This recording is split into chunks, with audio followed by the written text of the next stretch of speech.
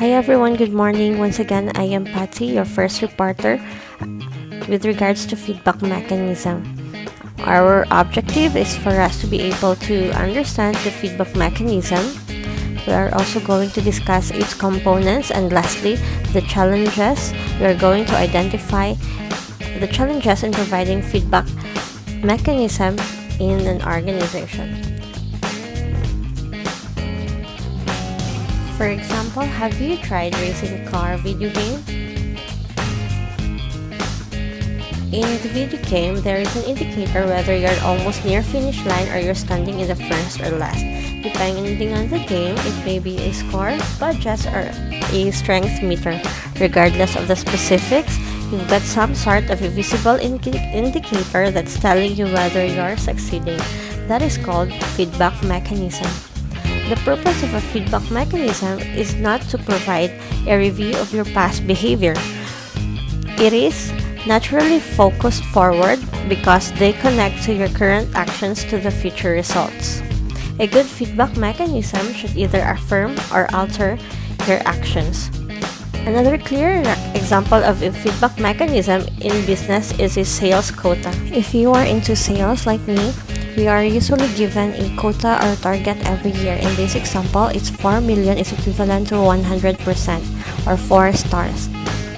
Thus, this implies that there is no debate at the end of the year as to whether you succeeded or not since you already know your target. You don't need someone to tell you whether you're meeting your expectations. A good feedback mechanism allows you to post those results live on a big board. Feedback mechanism can also build to a team goal. Whether you combine everyone's quotas together, that sort of a big picture or aggregate approach can work really well as a feedback mechanism that motivates group performance. We are now going to continue with our discussion with regards to feedback mechanism. By this time, we are going to differentiate feedback versus the appraisal. But before that, again, feedback mechanism provides a means of view to track of your personal performance. It is the exchange of information about the status and quality of work products. It can be used to motivate, support, direct, correct, and regulate work efforts and output. Now that we already understand what appraisal is all about from the previous report, we're going to discuss its difference. The difference between the feedback and the appraisal. When we say feedback, it provides information. Compared to appraisal, it provides a judgmental or evaluation.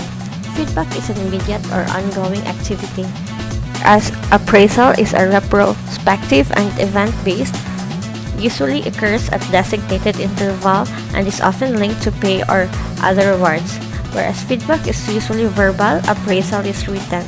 Feedback is perceived as neutral and appraisal may cause a fear or other emotional reactions. Feedback also provides you with clues about how you are aiding or hindering your subordinates' work. It is also one of the key components of an effective performance management system. When you say feedback, it is an important aspect of a good employee appraisal. It is also a teamwork contribution accomplishing multiple tasks, projects, handling departments. The components of an effective feedback mechanism. Moving on to our first component of an effective feedback mechanism. First, it should be specific, timely, meaningful, and candid. When we say specific, feedback should have a clear business focus. It is an effective feedback specifically ties into larger overall group goal instead of being generic.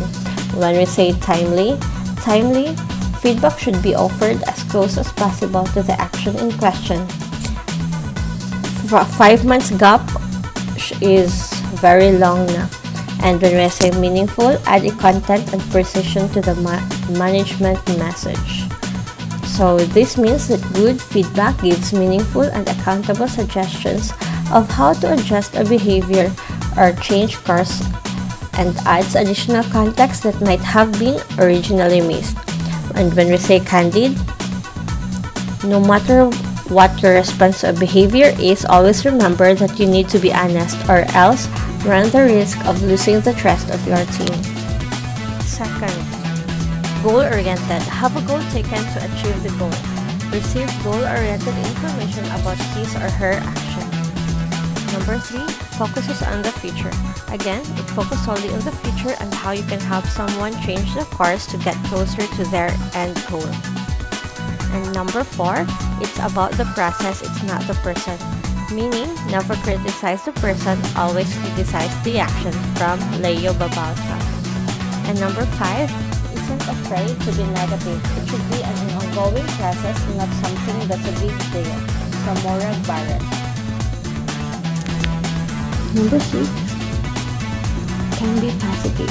This means that high-performing teams share nearly 6 times more positive feedback than average teams. And number 7, it doesn't assume it's right.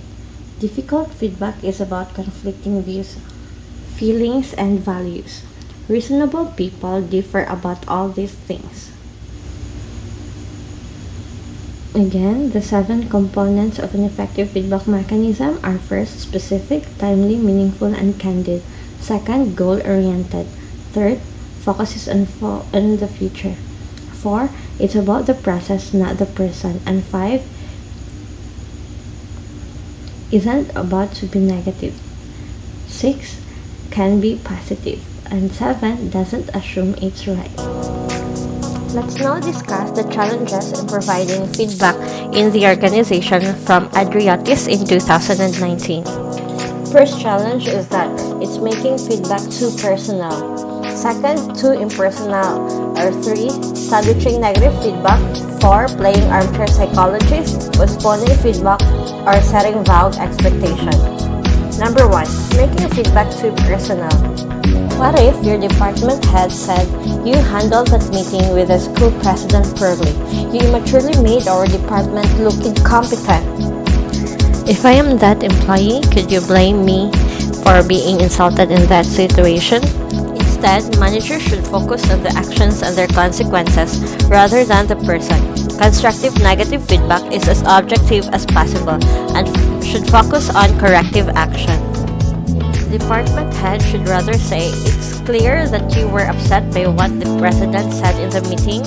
While I understand you're passionate about the project, it's important that we keep our communication with other departments professional if you want them to take our opinion seriously. Next time, try taking a deep breath, writing down your thoughts. If you feel comfortable saying them calmly, do. Otherwise, put them in an email after the meeting." In this way, you deliver the same message to your employee but using a corrective negative feedback, where it focuses on the correction of its action. Moving to number 2, which is making feedback too impersonal, we see in the previous example that personal attacks have no place in corrective feedback, but unfortunately though, some managers tend to overreact to avoid personal accusations. Sometimes, managers will provide feedback for the team instead of the individuals. For example, we underperformed by 25% this month. The team needs to improve its negotiation skills if we're going to meet our quarterly target. Since the manager addressed it as a team, some of them may identify with the need to improve negotiation skills, but other employees won't know how to improve their performance. This is an example of a feedback of too impersonal. Always remember that individual performance influences team performance, but improvements can only happen at the individual level. Third is sandwiching negative feedback. Many managers outright avoid negative feedback. Instead, they adopt the sandwich method. It relies on placing negative feedback between positive feedback. The manager might say something like, "The team loves your energy and your bubbly personality, but some team members find that you talk too much at your desk and that's distracting. But overall, we just love having you around." In this example, we clearly know that the manager don't want to offend his employee, but sugarcoating a bitter pill is only effective if the employee understands that they are receiving constructive negative feedback too.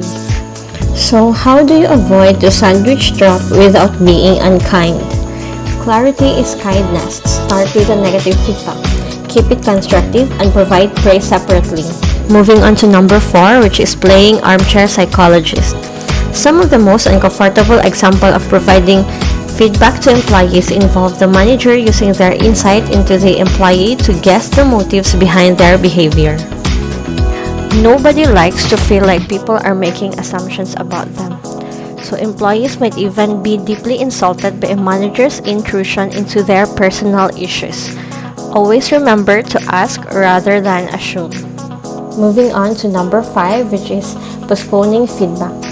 What's worse than receiving negative feedback? Receiving feedback so long after the fact that you can't do anything to improve the situation. One of the toughest challenges of giving feedback is getting the timing right. This means that if there's an issue in January, you don't have to wait until March and confront the employee on his issue or her issue last January. It's already too late.